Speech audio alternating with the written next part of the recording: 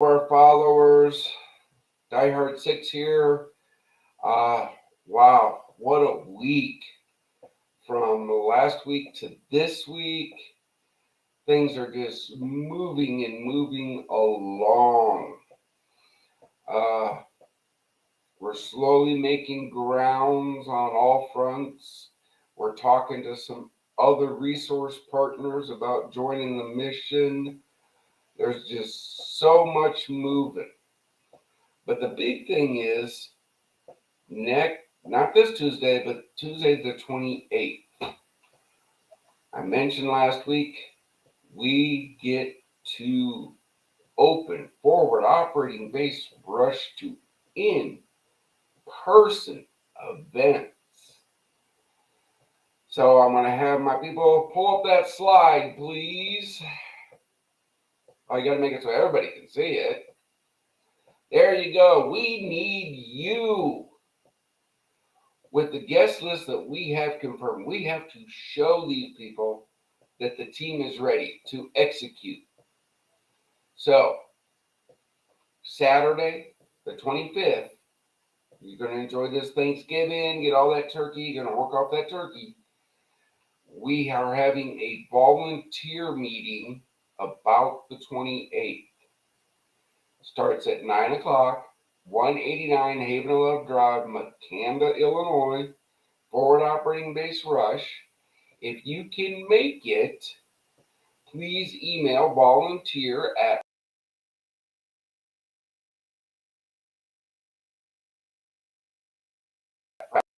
we get as many hands on out in the field, on the flight line, lottie everybody.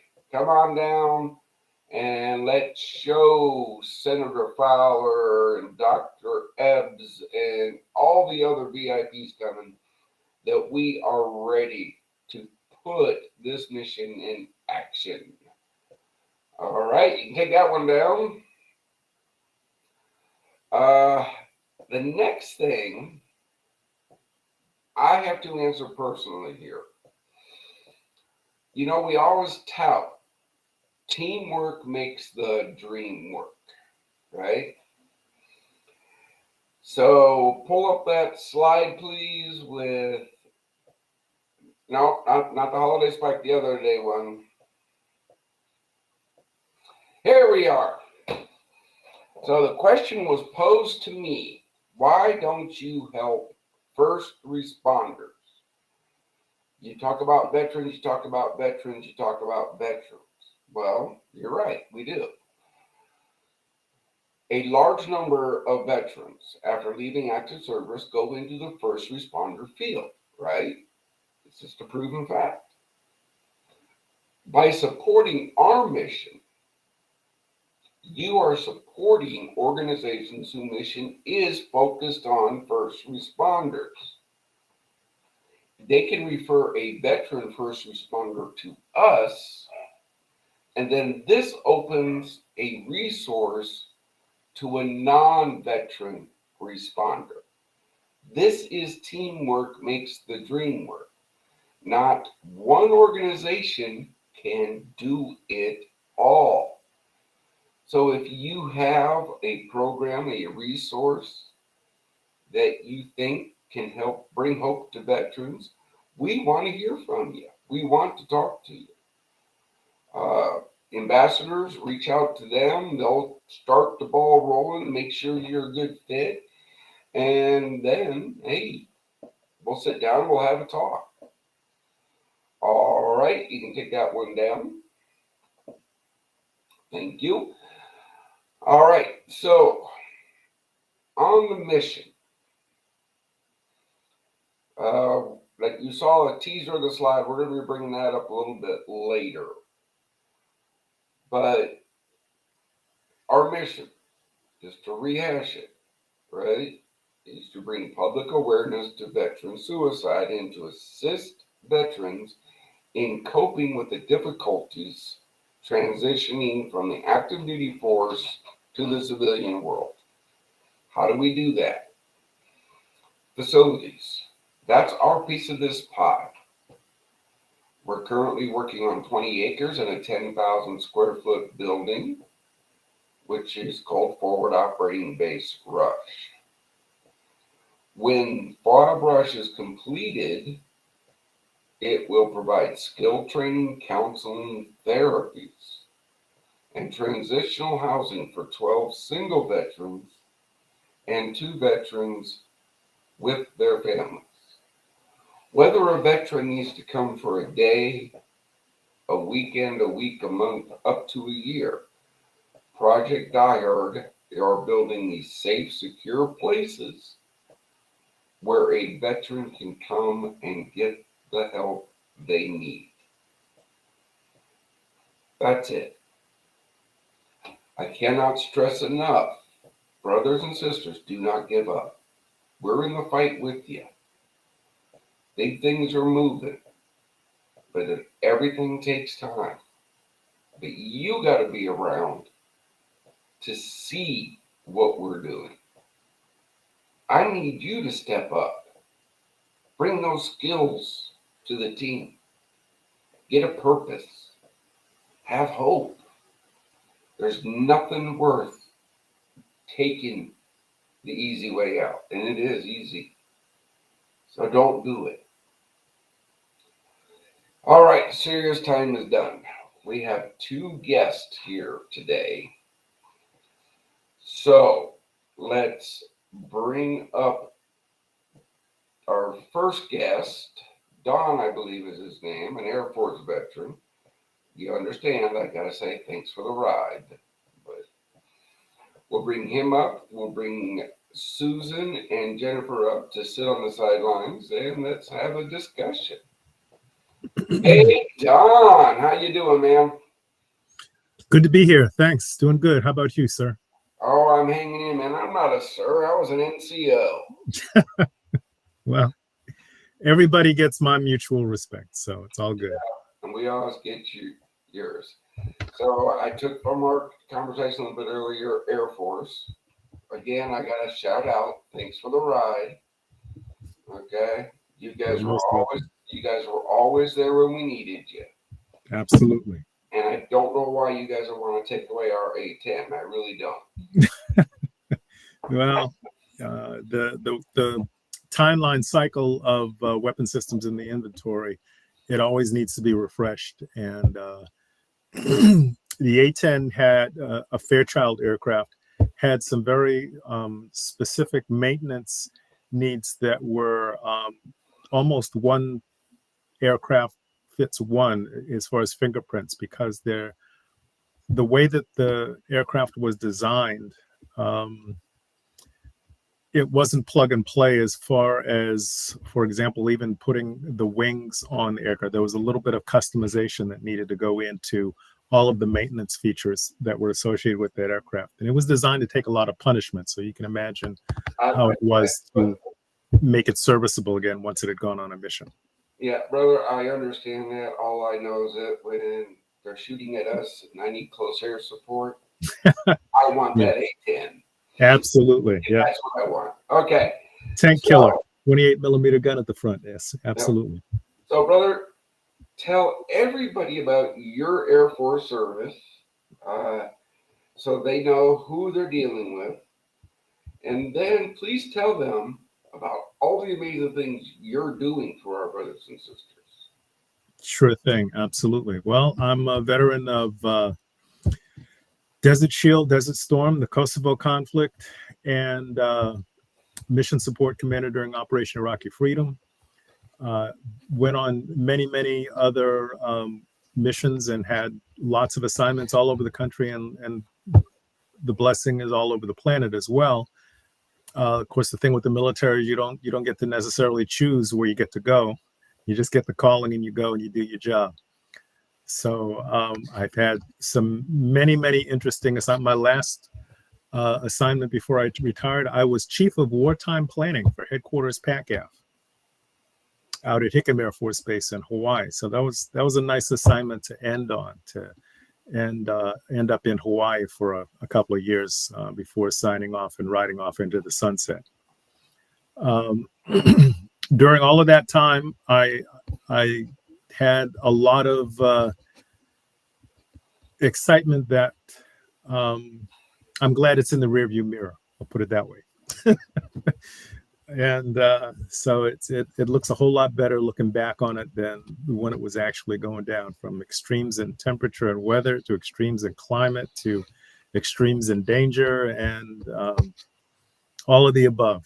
So I was glad to be of service, glad to help out in a lot of different areas, had a lot of different special projects and special assignments that I worked on in several different parts of not just this country, but all over the world, really. And very valuable experience was gained from all of that. I did some assignments on the Pacific Rim and a lot of places. And as you can imagine, in that last assignment, had a lot of delicate interfaces with a lot of the heads of state in the Pacific Rim that we have. One of the things I learned in that job that I did not realize that made it very understandable for why we have such a significant footprint in the Pacific Rim is that a multitude of smaller countries and different interests, but our economic footprint in the Pacific Rim is equal to our economic footprint as far as what our vital interests are in the European theater. I did not realize that it was that sizable. An economic invest. So we have an obligation to provide protection of those interests along with the people that are associated with all those different governments. So that was also a very interesting calling. So with regard to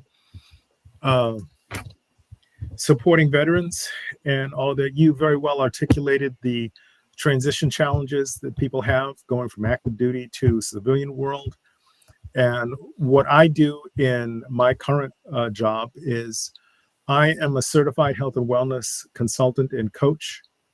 And I help people with their wellness issues, whatever that is. And I deal with individuals, with small groups, small companies, large companies, all across the board. Some of these larger companies don't realize that they have a wellness commitment that is a requirement for their companies to provide the opportunity for their employees to stay reasonably physically fit.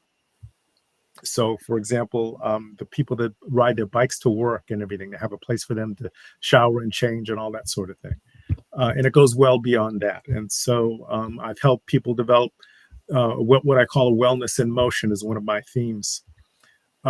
Aristotle said it many years ago, what is used develops, what is not used wastes away. So I try to bring together the joining of nutrition and fitness using the three-legged stool model for fitness of flexibility, strength, and endurance. Weightlifters very strong, not necessarily a lot of flexibility, endurance. Distance runners, lots of endurance, not necessarily a lot of flexibility and strength. Yoga practitioners, lots of flexibility, not necessarily a lot of strength and endurance. In order to be fit, you have to develop all three. How do you build a house? Strong foundation. So whenever you go off to do whatever it is you really love to do, whether it's tennis or hiking or biking or whatever, I try to teach people that you want to have a strong foundation so that you can be happy, healthy, well, and safe to prevent injury in all of those wonderful things that you're doing in order to maintain and keep Father Time at bay as best you can. Along with all of that, you cannot outwork. And I get this challenge from people all the time. Well, I work out so that I can eat anything I want. Well, your body doesn't work that way. And you cannot outwork a bad diet. So on my website, creativecrumblandassociates.com, all of the products there are all plant-based, all natural, all organic, gluten-free, vegan, and kosher.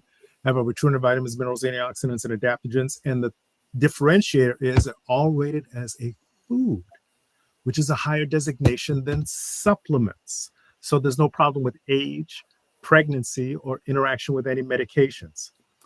A lot of those things may be of concern to veterans.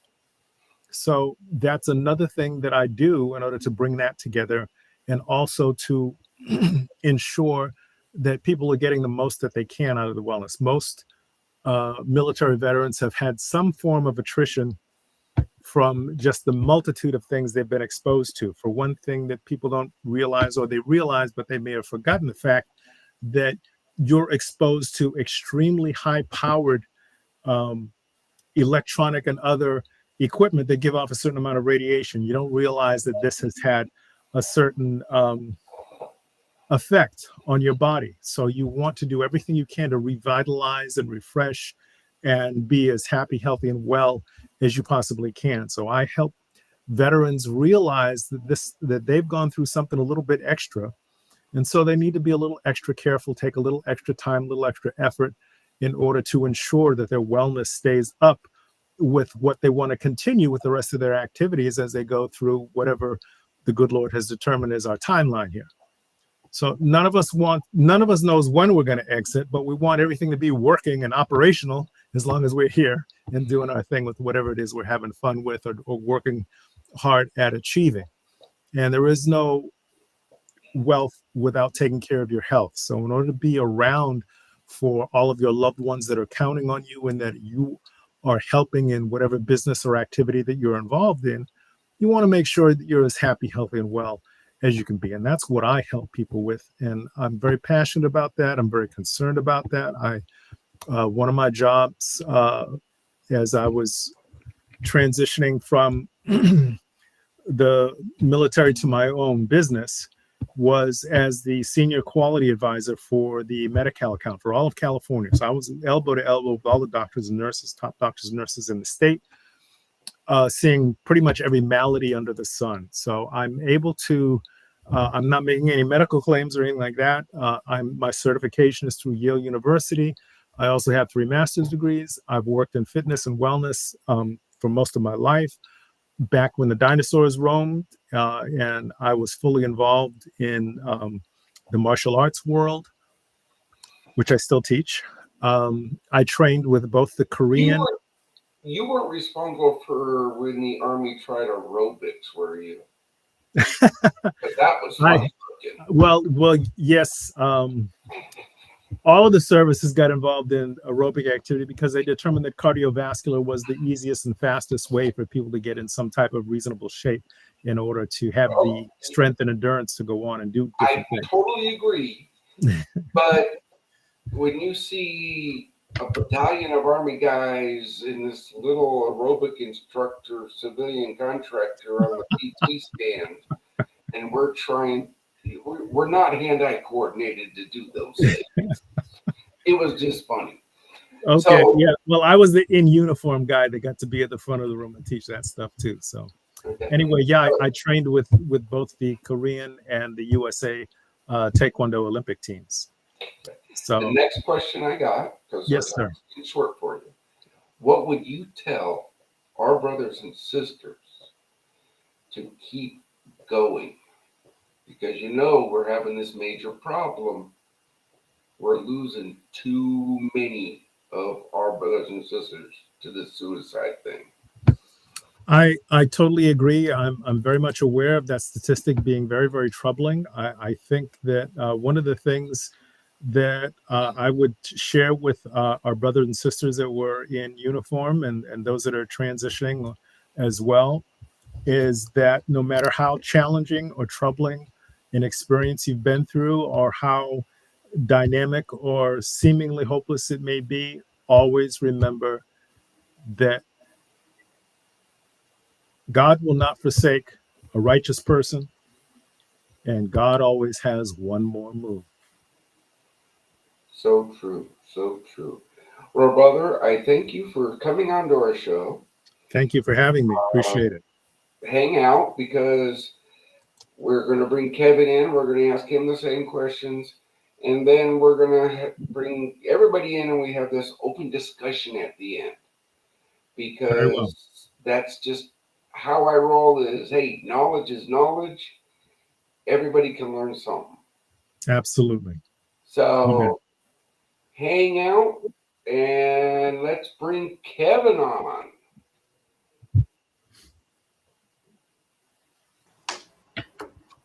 Good evening. Good evening, Kevin. All right, engineer, let's bring me and Kevin on together. Jen, we'll see you in a little bit.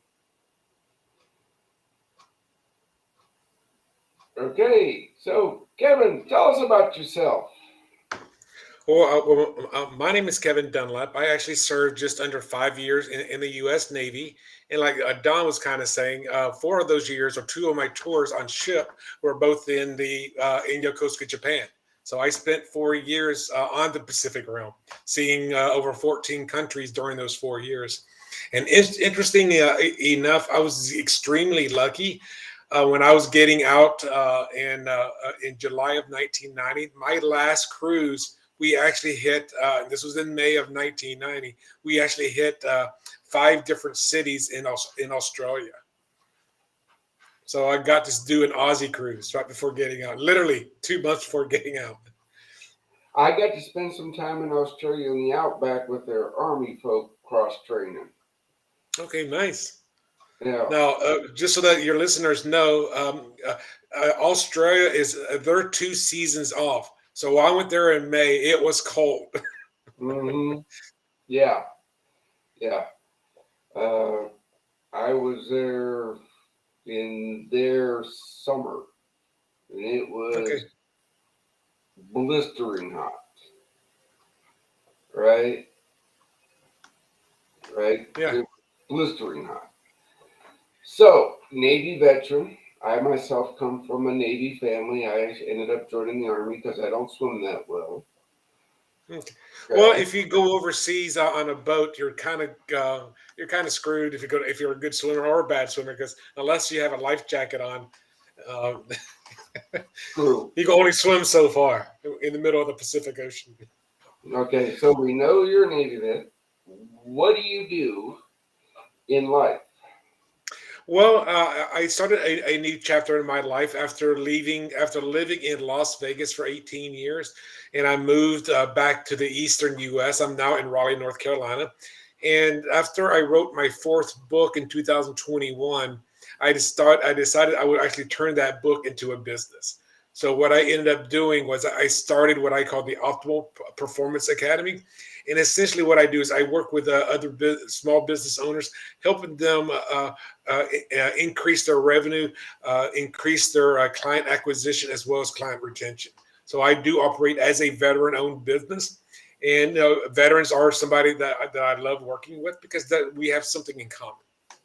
And and yeah, I like that. I do understand people that are veterans, especially ones that saw combat, and just like other first responders, police officers, and other things like that.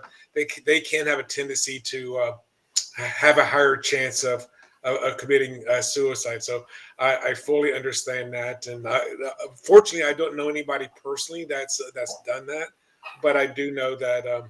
That it is a factor. Now, when I was in the Navy, we were doing one special operation. This was when I was on my first ship, and that operation was called the Operation Earnest Will. This happened in 1987 and 88 when on my first ship we were escorting the oil tankers into the Persian Gulf, and that's when Iran had they were bombing not necessarily the Navy ships, but at least the oil tankers. And at that time, I was an MM. I was a machinist mate, which meant I was down in the engine room, which basically meant I'm the one below water level. So if something were to hit the ship, there's a very good chance that out of the two engine rooms and two boiler rooms, I had a 1 in 4 chance of being the location of being instantly flooded. So I understand some of that stuff that goes on when you're in a combat style situation. Yeah, yeah. So, an author, coaching business leaders, and a lot of veterans go into their own business because, hey, we're dedicated, we're focused, we're sliding in there. So, Well, I learned a long time ago, and have done this a couple of times on some other podcasts, where I say that there is no job security in job security. oh, yeah. Uh, Again, we're in the veteran world. We have a multiple of groups, right? that business owners, they talk amongst each other. It's kind of like being back on base, where everybody's working together. Mhm. You know, that's one thing that we tout with Project Diehard is that teamwork aspect. Well, when I was in on my second ship, it was called the USS Blue Ridge, which was the Admiral Seventh Fleet ship. So we had a good 30 or 40 Marines on board. So we were, the Navy and Marines working together on a U.S. Navy ship, not necessarily on base. This is on a floating base. We understand floats and ships and bases and just like I'm the Air Force guy, right? I've gotten a ride on Navy ships too. Okay, we all work together.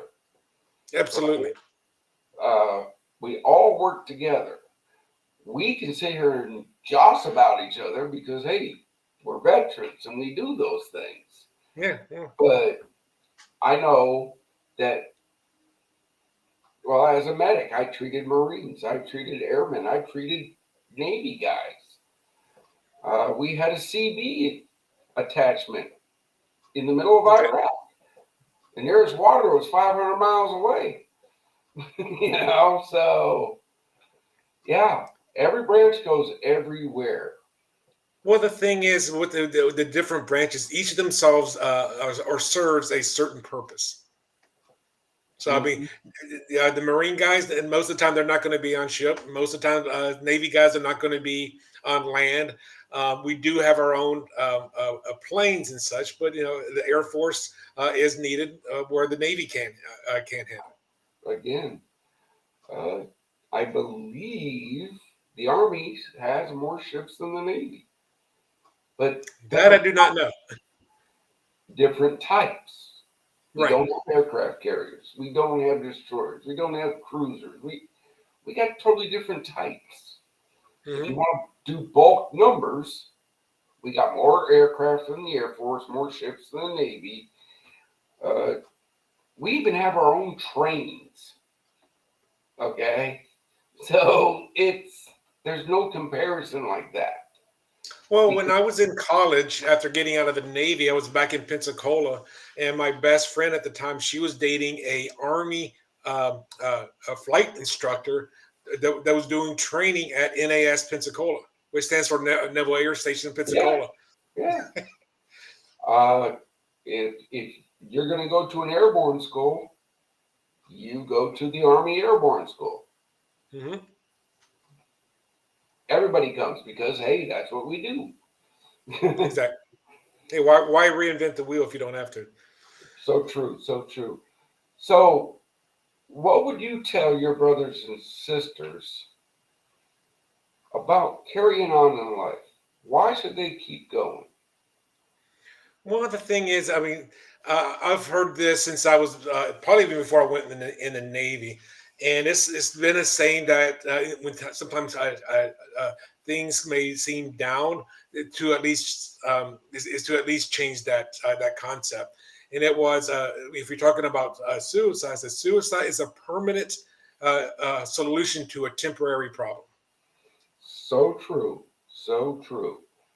Uh, it And is sometimes, in all honesty, sometimes it's the problem that makes us a better person. true, true. I Because will agree with I will even share an example. When I joined the Navy back in 1985, I was just out of high school and I was going into the nuclear power program. That was a whole reason. It was one of the most prestigious programs as far as that goes. Because of that, I was not ROTC or J ROTC or anything like that, but I did go in as an E3. I was in boot camp or basic training as an E3. So that was the whole reason I went in.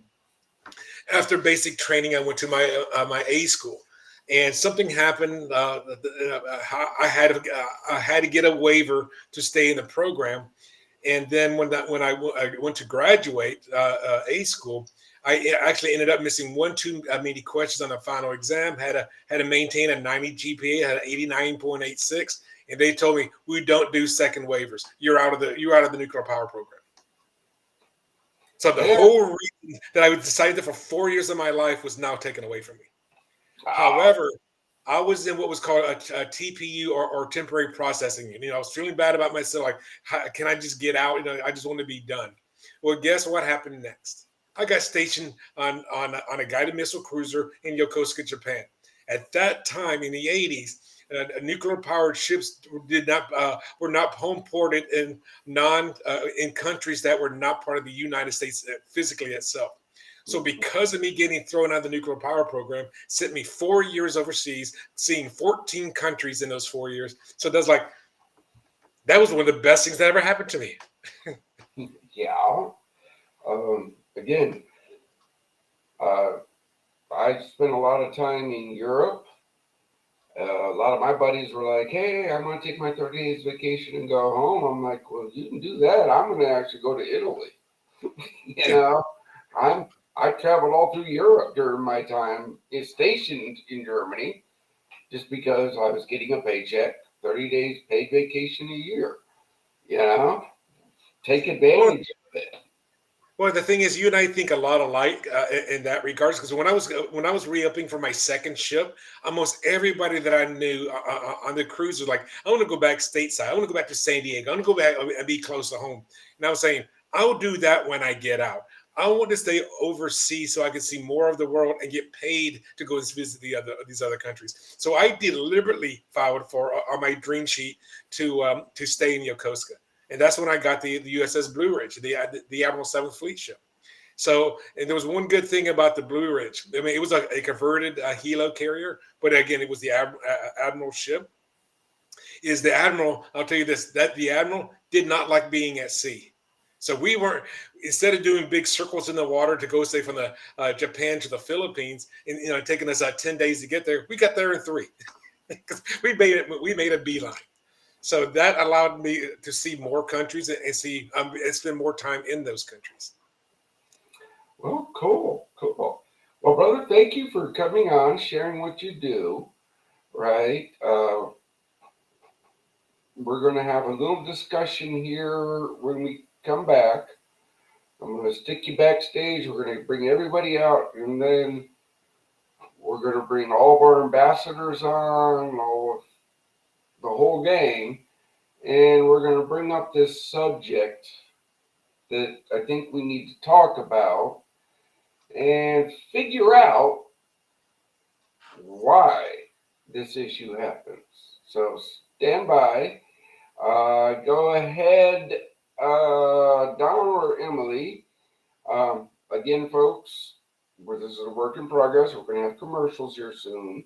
Soon as our patrons and everybody gets their videos in the editor. But for right now, we're going to bring everybody on. I believe Kurt's available now. We have Susan, Jen, Don, Kevin. Okay, so bring them all on.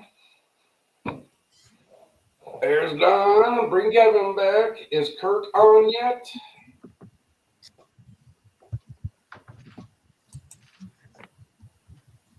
There's Kurt.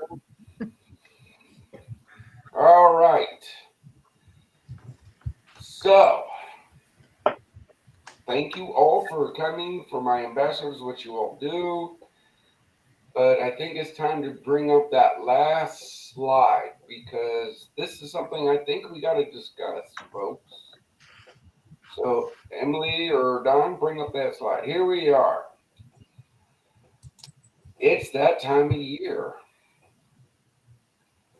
It's that time of year. We've been around since 2018, and we get these statistics all the time. Every year at this time, the number of veterans suicide kicks up. So be sure, check on your vet. Okay. The question that I have to this group tonight, go ahead and take that down.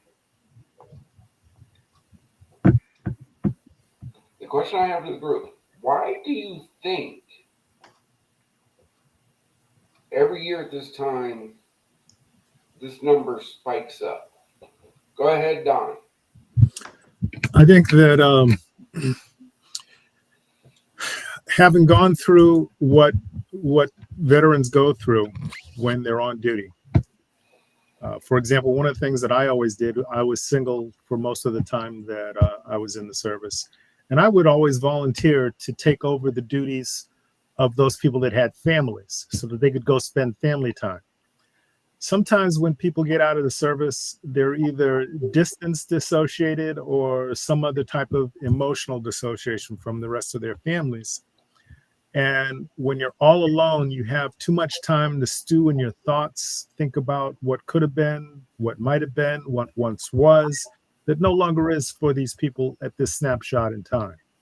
And one of the things that I would suggest is for people to volunteer at certain help shelters and things like that to help feed the homeless and that sort of thing. When you see someone else that's in even a worse situation than you are, and they're still fighting, they're still trying to survive, it does something to help trigger some things in your mind that saying, well, here I am helping them, so I'm providing a valuable service to the rest of my comrades in the civilian world that I've now transitioned to after my service time. And they can reflect back on, well, what else do I do? What else can I do? What else might I be doing that will also help myself and others in going forward and continuing to carry on? So that would be one suggestion. I'm sure there are many, many others that other people can think of, but that would be one thing that I would suggest. We're going to go through everybody. So the cause of this, from my interpretation, is the self-isolation. In a nutshell, self-isolation, because that's a big problem year-round. But during the holidays, it gets worse. Okay. Yes, Jen. On the topic of self-isolation, I kind of have some advice on that because personally, as you know, I experienced something 6 days ago, and I've been struggling with isolation. But as I have struggled with it, I have found that setting goals of places that really attract my attention, whether it's going to the gym, it's going to a social event, but something that I really want to be at, helps me fight what's a new diagnosis of a certain phobia or fear of getting in cars. But I have a way that I motivate myself by making that goal of where I will go when I'm done with that ride, somewhere that really pulls my attention and interest so that it helps me fight the fear. So isolation can be resolved in a similar way with making the goal that by a certain time, even if it's a regimen of every day at that certain time, you go a certain place where it's social, not alcoholic, not a bar, but social like a gym, or a get together group book club or something else that holds your interest. You can dedicate that regular system, especially during the holiday, to spend your time at that social place with those whoever that you share some kind of interest.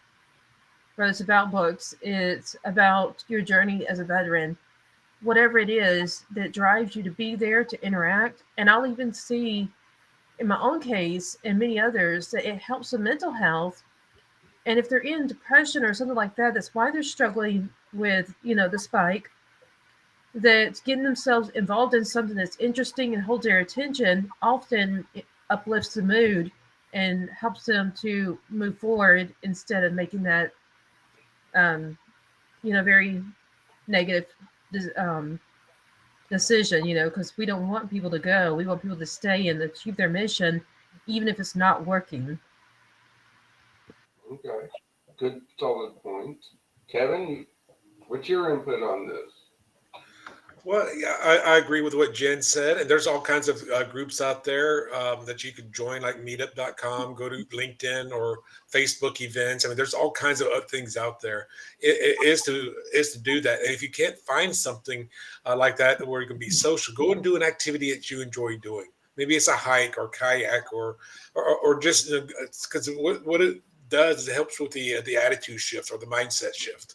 because I know there are days I wake up and I'm not on my A game, and then the next day I wake up and my whole attitude has changed, and it makes life a lot more enjoyable. So, I mean, one of the things I like to do is I like to travel. So if I get a chance, I can go on, say, on 1 or 2 or 3 day road trip. I'll go do that. I'm in Raleigh, North Carolina. I'm 2.5, 3 hours away from the Atlantic Ocean. So I mean, just going out there and go look at a lighthouse, or or go do something that's enjoyable. So that's, to me, is that because it changes the mental chemistry and your endorphins. Cool. That's true. There is actually a science that proves that by being physically active and interacting with the environment, whether it's the actual running or it's being on a canoe and you see in the trees and lake, that there's actually a chemical reaction where the brain starts to produce dopamine and serotonin. Mm-hmm. And that's the quote magic, or the chemicals you're talking about, that are the natural happy pills, which is why physical activity or peaceful nature exposure actually brings the happiness. That's the chemical behind it. Oh. And the other thing I would do is I would also call a friend or something like that.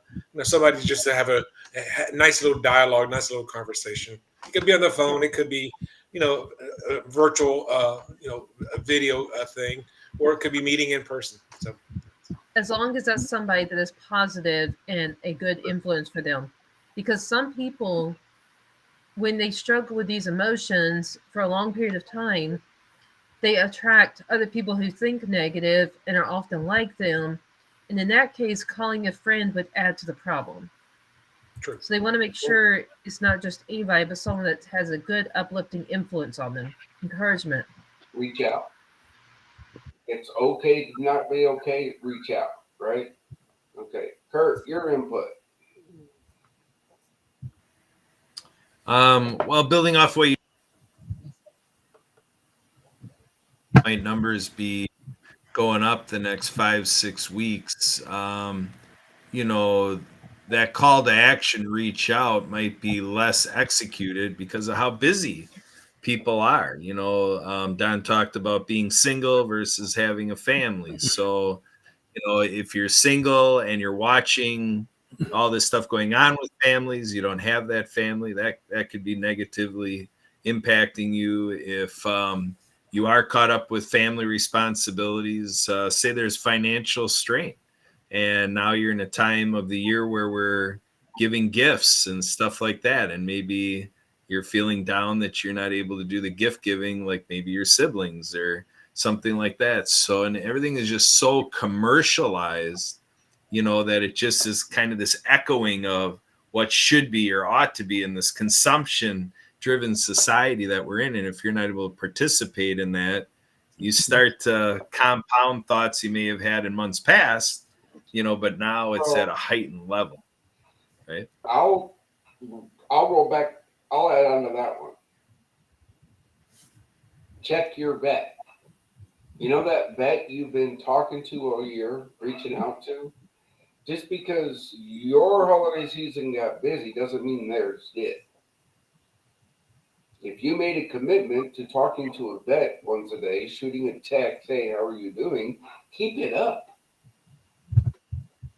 Don't, I got the turkey, I got it in the oven.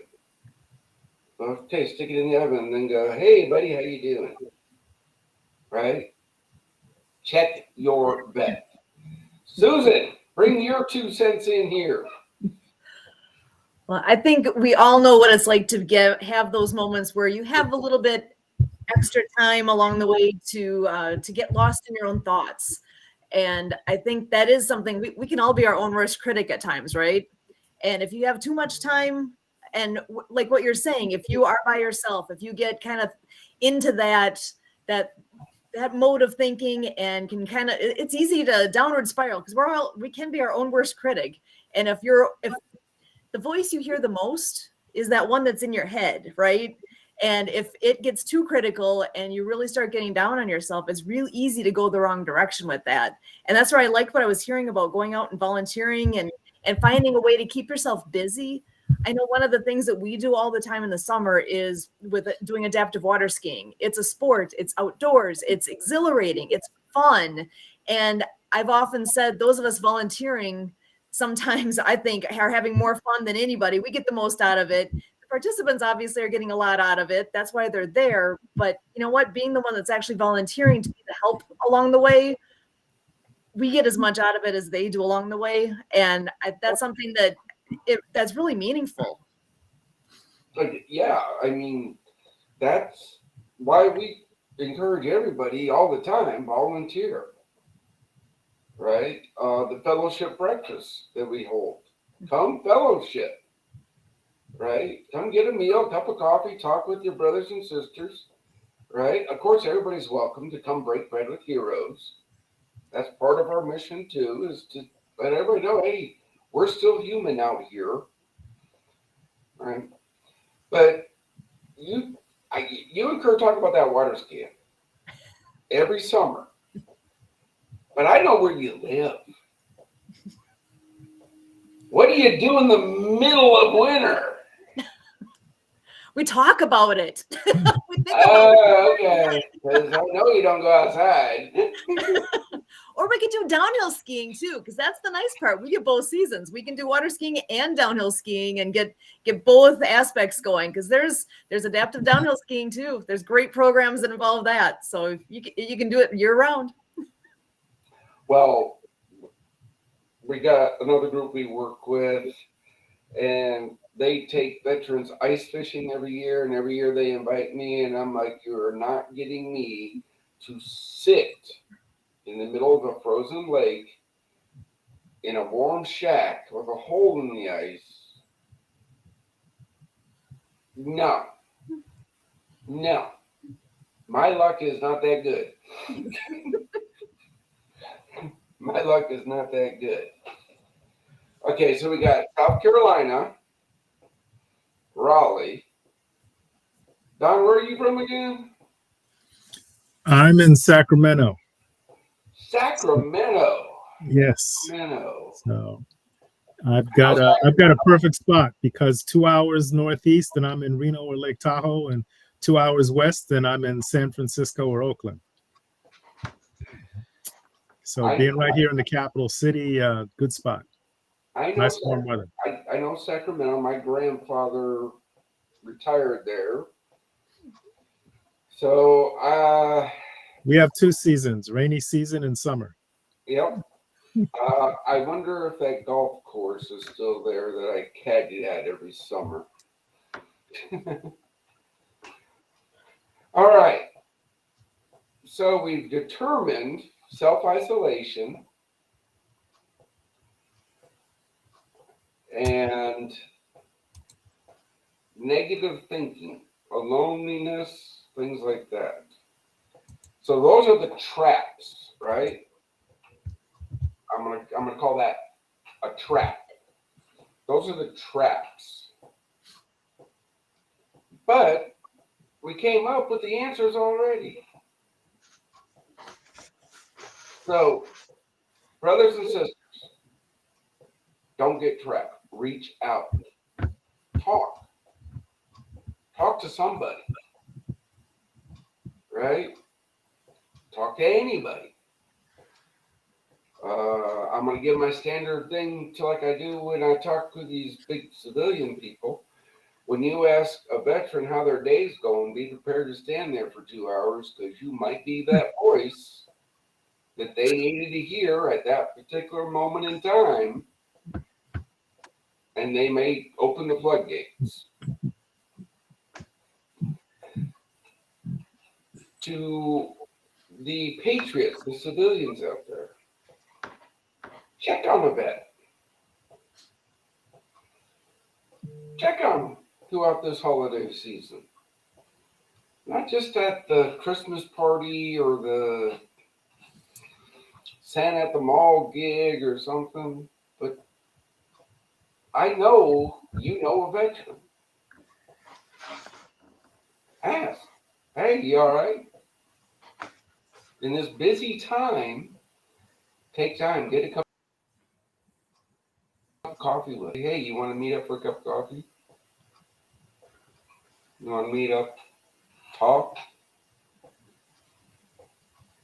You know me, guys. The phone. If I'm not sleeping, that phone rings. I'm talking to a veteran. That's the one thing I can do every day.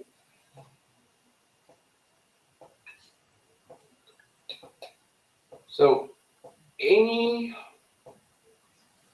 other things that you think our followers need to know about you guys? Even my ambassadors. Yes, Jen. What about naming a phone number or where this is that they can reach out to in this season if they are the ones struggling? 988, press 1. That's the special number set up. It's manned 24 hours a day, 7 days a week, 365 days a year. Whether you just need to talk to somebody or you're having a crisis, right? That number is set up for veterans, right? 988, option, press number 1. And that'll get you a person. We will get there eventually that we will have our own toll-free number for veterans to call, and it'll be Susan's turn to answer the phone at 1 o'clock in the morning. Or Jen's, or Kurt's. But yeah, that's the number. Again, thank you all for coming. Tell your friends about our podcast because this is the only way we're going to grow. We want other people to come, share their stories, share their wisdom, because this is the only way our brothers and sisters, the heroes of America, are going to really know somebody cares. So I know we are 5 minutes early. I never say we're going to exactly this time. So everybody wave goodbye, but hang around because when we leave the live, we'll be back camera. Emily, take us out, please.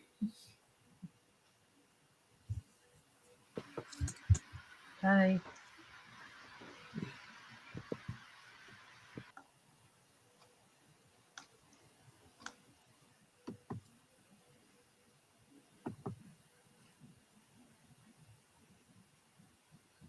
All right, we're having